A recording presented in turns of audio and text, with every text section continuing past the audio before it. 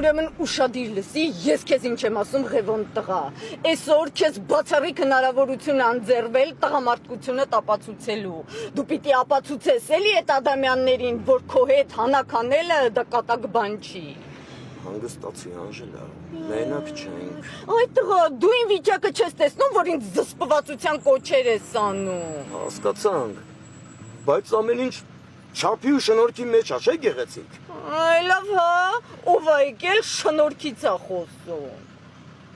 Ստվոջոն, իս ինչ չորիք էր, իս ինչ ողբերգություններ, որ եկավ ինձ սկպավ։ Ասում ես էլի, գեղեցկուհի աղջիկներ ունենալն էլ մի ուրիշ դժբախտություն է։ Զոհ ենք դարել էլի, դրանց ձեռը մենք զոհ ենք դարել։ Տեսան, հասկացան, որ Անժելայի առաջ չեն կարողանում փող խաղացնեն, սկսեցին բիրտ ուժ կիրառել։ Իմ երեխուս գողացել տարել են, որ մեզ տանջեն էլի, որ կոտրեն մեզ, բայց չի ստացվի, երբեք նրանց մոտ չի ստացվի, որովհետև իմ Ղևոնդը դա թույլ չի տա, չես սերս։ Հա,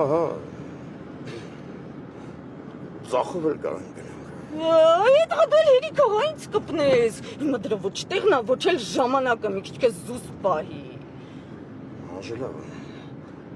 դու մի հատ ոտքերիդ նայի։